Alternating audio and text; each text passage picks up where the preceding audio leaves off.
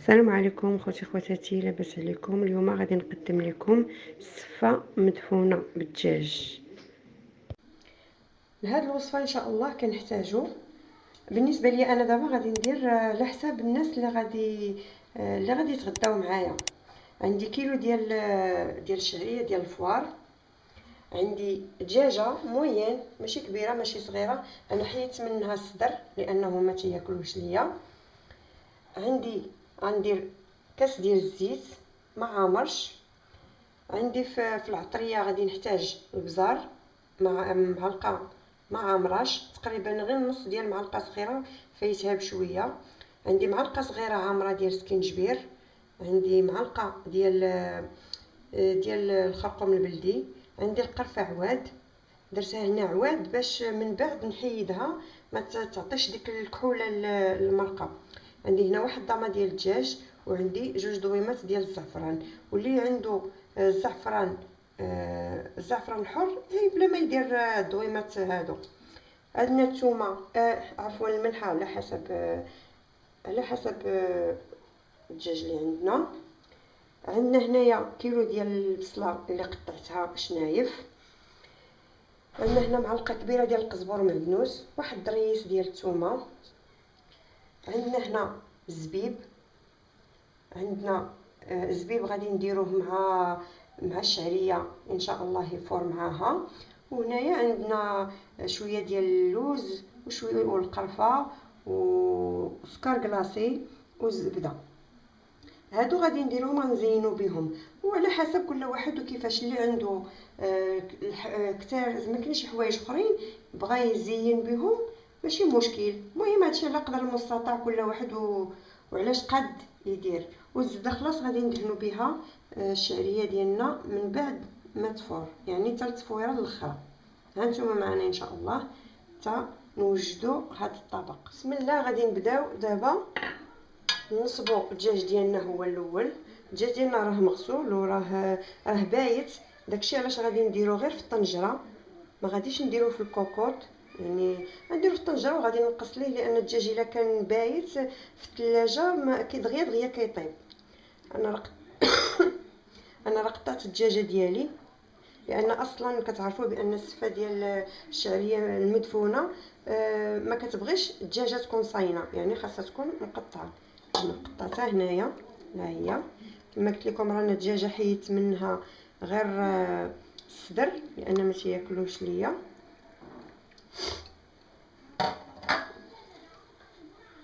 هنايا غادي ندير العطريه ديالي كما قلت لكم، معلقه مع مراش غير نص الراس ديال المعلقه، النص ديالو صغيره درناها بزار، ومعلقه صغيره عامره ديال السكينجبير لان الدجاج كما كتعرفوا راه كيبغي سكينجبير، ومعلقه صغيره ديال الزعفران البلدي. وهادو القرفه درتها عواد باش من بعد ان شاء الله نحيدها، وضامه ديال الدجاج وجوج دويمات ديال الزعفران. واللي عنده الزعفران البلدي ما يحيد، عفوا الزعفران الحر يحيد هادو يدير زعفران حر.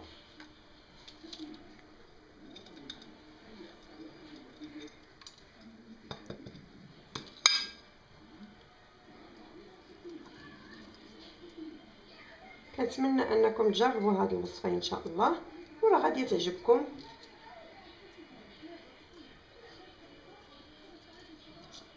هنا غادي ندير معلقه كبيره ديال القزبر المعدنوس، وغادي نحك هاد الريس ديال الثومه، غير ضريس واحد بارك. وكما قلت لكم راه على حساب كل وحده وشحال دارت ديال الدجاج. انا عندي غير دجاجه صغيره ماشي كبيره صافي. وغادي نخلطوا هاد المقادير ديالنا للدجاج. ما نديرش الزيت حتى تدخل شي شويه لقامه الدجاج، عاد ندير الزيت.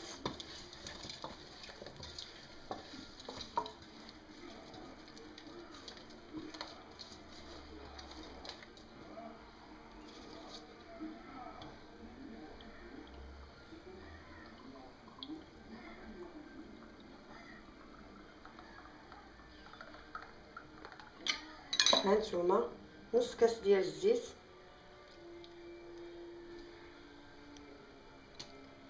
والملحه على حساب شحال عندك.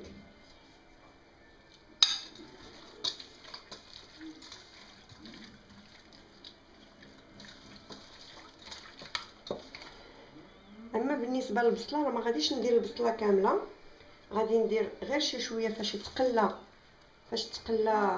هاد الدجاج ديالنا، ومن بعد ملي نحس به تقلى مزيان عاد غادي نزيد البصله الاخرى. هانتوما الدجاج ديالنا رديناه يتقلى، وراه هو غادي يطيب غير في البصله ديالو، غادي نقصوا ليه وغنخليوه يطيب غير في البصله ديالو. غير دابا غادي نزيدوا ليه واحد شويه ديال الماء غير باش ما تحرقش لينا الاقامه، جهد واحد نص كاس ديال الماء غير باش الاقامه ديالنا، لان باقا يلاه درناها باش ما تحرقش لينا. غادي نقصوا ليه مزيان وغادي نخليوه يطيب على خاطرو، يتشحر شي شويه هاد الدجاج مع هاد البصله والاقامه، وغادي نزيدوا ليه البصله الاخرى وغادي نغطيو عليه ونخليوه يطيب على خاطرو حتى وكان طلق ديك البصله الماء ديالها. ما غنزيدوا ليه لا ماء لا والو. وكما قلت لكم الدجاج الا كان بايت راه كيطيب دغيا، ما كيشدش الوقت بزاف. بيد ما تفور لينا هذه الشعريه ديالنا، هانتوما كتشوفوها حنا درنا البرمه، ها هي طالع الماء ديالها. دابا غادي ندوزو باش نصايبو باش نصايبو الشعريه ديالنا، وهانتوما معنا ان شاء الله. دابا درنا الشعريه ديالنا اللي غادي نصورو. اول حاجه غادي ندهنوها بالزيت، غندهنوها بواحد تقريبا واحد نص كاس ديال الزيت على حساب تاني الشعريه وشحال عندك. المهم خاصك تلقاي الشعريه بانها كامله ولات مدهونه بالزيت، كامله تكون مدهونه بالزيت باش ما تلصقش مع بعضياتها. ندهنوا الشعريه ديالنا مزيان بحال هكا، ندهنوها مزيان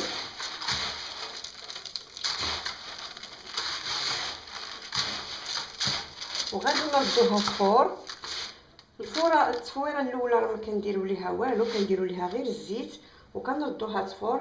ومن بعد من التفويره الثانيه ديك الساعه غادي نديروا ليها شويه د الملحه وهذا وكنديروا في قبل ما ننسى البرمه كنديروا فيها الماء يكون نقي، لاننا هو باش غادي نفزقوا هاد الشعريه. وراكم غتشوفوا معايا الطريقه كيفاش غادي نديروا ليها.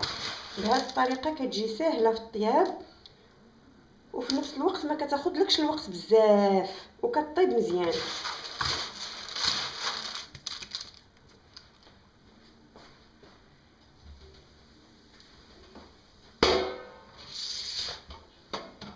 نديروا الشعريه ديالنا في البرمه،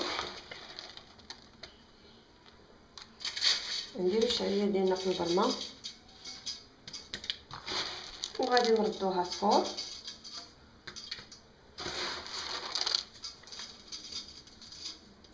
وكما قلت لكم راه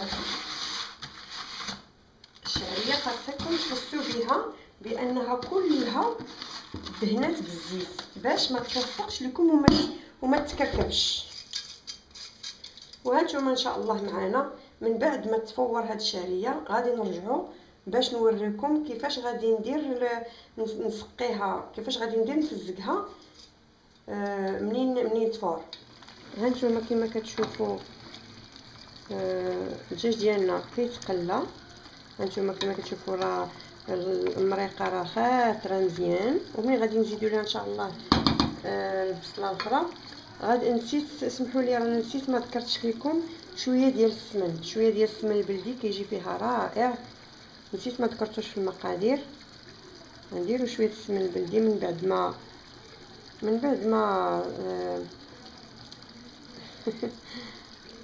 بعد ما تشحرات لينا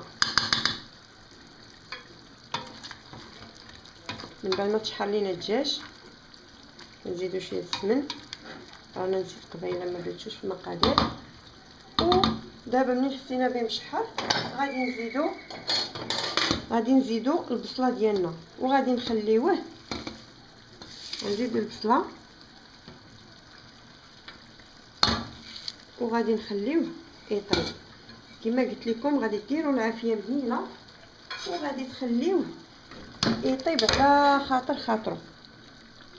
صافي دابا غنسدوه ليه هكا غير في هذه وغنخليوه يطيب على خاطر خاطر مره بنادم راه كيطلع عليه باش يشوف اشنو واش المريقه نقصات واش هي هذيك واش هذا. المهم انت كتطلع عليه باش ما يمكنش لك تحطيه وتمشي وتخليه واخا ناقصه عليه العافيه. ضروري بنادم يطل مره. وهانتوما معنا ان شاء الله حتى يوجد.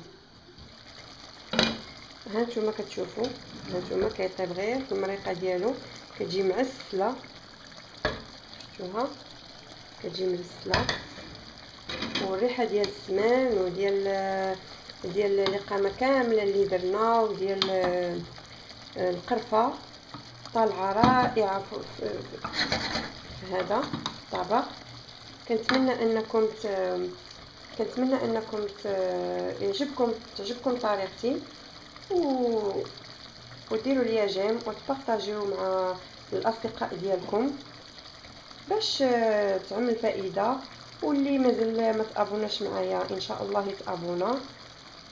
وشكرا لكم بزاف على لي كومونتير اللي كتشجعوني بهم لحد الان. الحمد لله كلشي كيشجعني. بارك الله فيكم وشكرا بزاف. هانتوما معنا ان شاء الله تنساليو هاد الطبق. ها هي التفويره الاولى ديالنا ديال سميتو ديال الشعريه. غادي نشدو الماء اللي كانت كتفور فيه غنكبوه عليها بحال هكا وما تخافوا منها والو راه ما غتعجن لكم ما حتى شي حاجه. هذاك الماء طايب هو اللي غادي تخويوه على الشعريه ديالكم.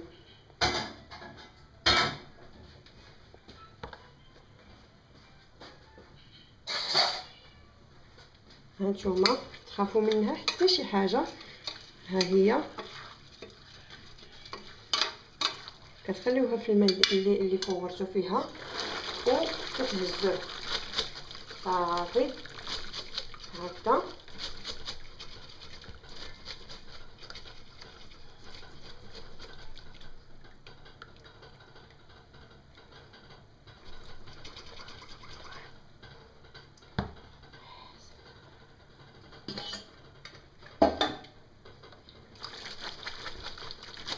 ما كتخافوا والو من النار ما غتعجن لكم ما حتى شي حاجه.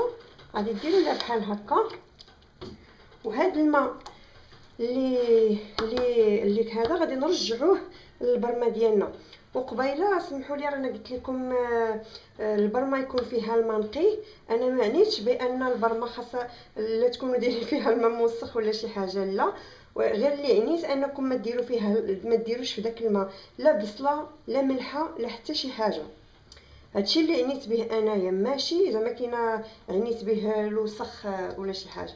دابا هذا غادي نردوه للبرمه باش عاوتاني يغلى ونعاوتاني نديرو فيه الشعريه ديالنا تفور ونرجع معكم ان شاء الله.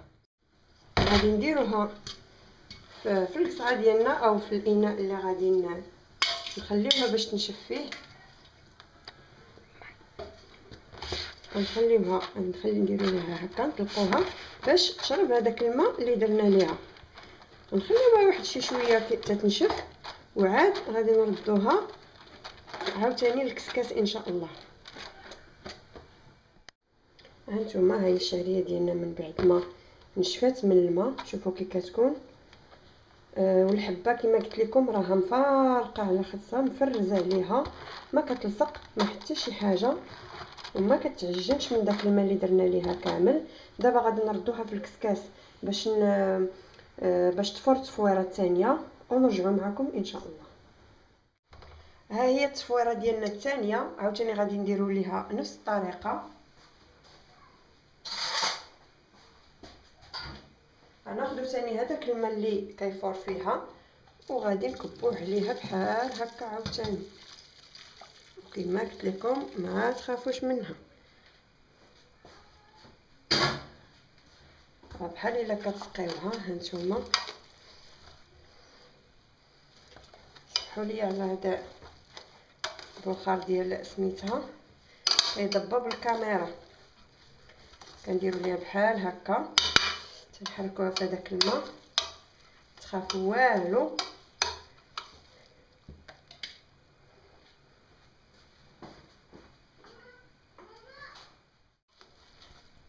هانتوما نهزوها عاوتاني كما قبيله،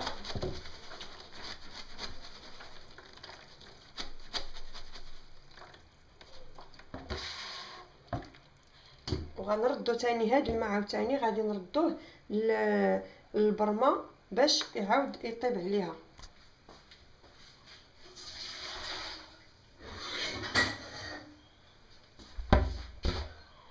وهذه غنديروها هنا باش نخليوها تشرب على خاطرها.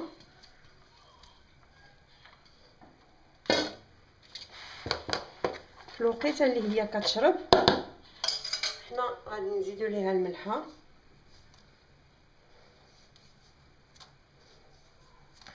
وغادي نديرو ليها الزبيب اللي عندنا،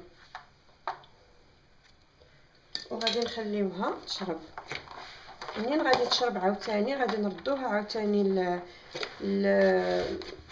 للكسكاس باش تزيد التصفيرات الثالثه عاوتاني. عندنا 4 ديال التصفيرات، دابا درنا 2 باقي لينا 2.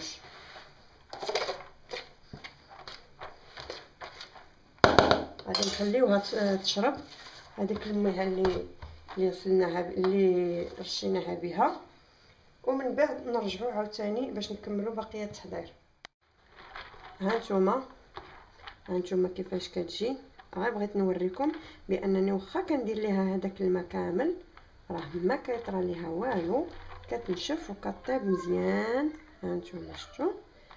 دابا غادي نعاودوا ليها التصفيره الثالثه ان شاء الله. نديروها في الكسكاس ديالنا وغادي نردوها بداك الزبيب ديالها اللي درنا باش يطيب معاها ان شاء الله. دابا غادي نردوها ان شاء الله فوق البوطه باش تفور التصفيره الثالثه ونرجعوا معكم. ها هو الدجاج ديالنا من بعد ما طاب لينا. هانتوما كي كتشوفوه واقف في المريقه ديالو. اللي بغى يخليه هكا بلا ما يتحمر يخليه، اللي ما بغاش وبغى يحمرو يحيدو. بحال دابا انا غادي نحيد هاد الدجاج ديالي، نحيدو بحال هكا ونديرو في الطاوه ديال الفران اللي درت ليها الكاريط ديال الطبخ صافي. وغادي ندهنو بشي شويه ديال الزبيده الا كاينه، او شويه ديال السمن، او اللي كان اللي غادي يحمروا لينا الله الطرق. وغادي نحمروه وغادي نخليو المريقه ديالنا حتى نسقيو بها الشعريه ديالنا من بعد ما طيب ان شاء الله. وهانتوما معانا تنكملوا الطبق ديالنا ان شاء الله. ها هي التصفيره ديالنا الثالثه.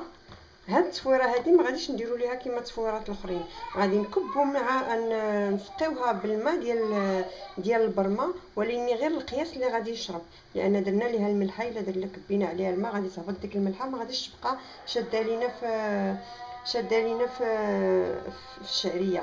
دابا غنخويوها هنايا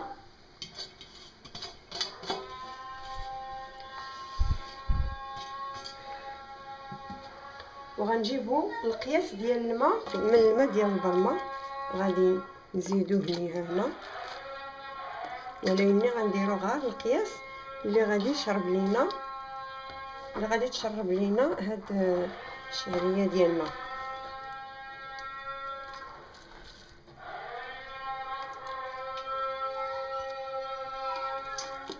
باش ما تمشيش لينا الملحه اللي فيها صافي. دابا هكا غنخليوها حتى تنشف عاوتاني، وغادي دابا هذه هي التصفيره الاخرانيه. من بعدها ان شاء الله كاين اللي كيدير السكر في هنايا في الشعريه، انا ما كنديرهاش لان كاين اللي كيبغي عندنا السكر، كاين اللي ما كياكلوش، كاين يعني انا ما غاديش نديرو نخلي السكر حتى غادي نديرو في الفوق ديال نزين به وصافي. يعني ملي غادي تفور ان شاء الله غادي ندهنوها بالزبده وغانتوما معانا باش نحضروا الطبق الاخير ان شاء الله. ها هي التفويره ديالنا الاخرى. دابا غادي نديرو ليها شويه الزبده، ندهنوها بشويه ديال الزبده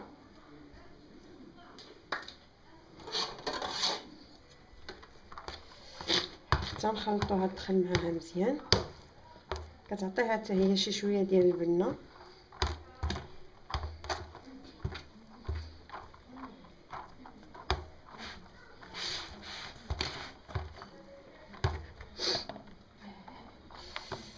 سخونه اللي راه كانت كتفور.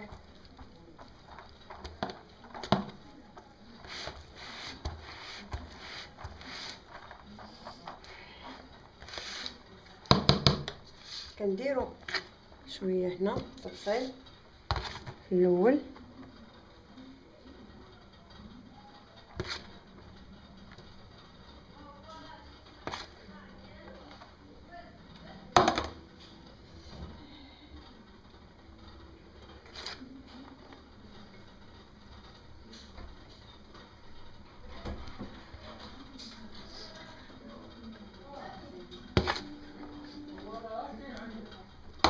كنديروا غنسقيوها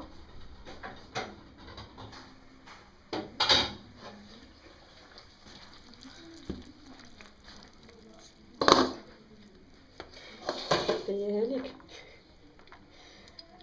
انت ما بغيتيهاش، كون بغيتيها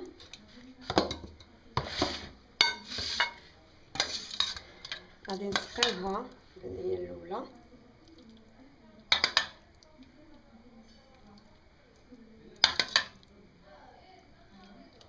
سقيو الطبقه الاولى. عطيني داك الدجاج.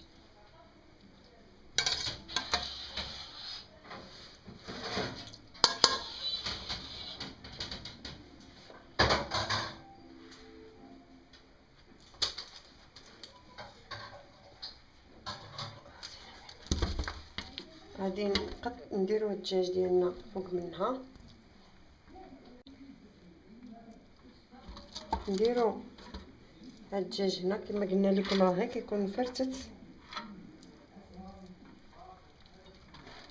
ها هو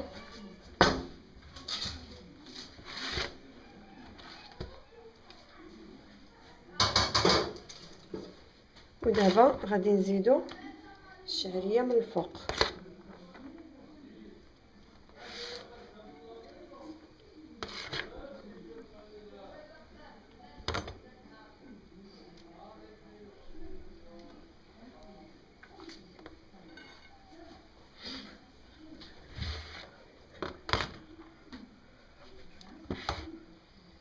هكا صافي. ودابا غادي انا السكر كلاصي ما كيبغيوش، كاين اللي فيهم السكر ما تياكلوش، غنخليه في الطبسيل وديك الساعه اللي بغا يهزو ها هو غنخليه هنايا.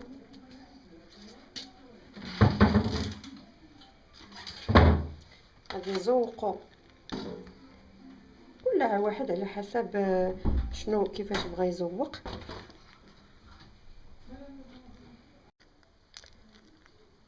كاين اللي كيزوق بالمشماش معمر بالكركاع، كاين اللي كيزوق بالتمر، كاين اللي كيزوق بالبيض ديال السمان. كل واحد وشنو الرغبه ديالو باش، وعلى حسب تاني الجهد ديال بنادم كل واحد وشنو عنده. المهم حنايا هادشي اللي عندنا احنا كنقضيو به، وراه المهم هي المرقه تكون بنينه. هانتوما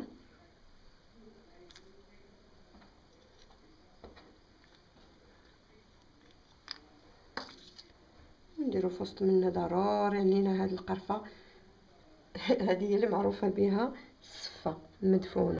ها هو الطبق ديالنا من بعد ما وجد. هانتوما كتشوفوا السفه ديالنا. كنتمنى تعجبكم وديروا لي جيم، واللي مازال ما تابوناش معايا ان شاء الله يتابونا. وبالصحه والراحه والسلام عليكم.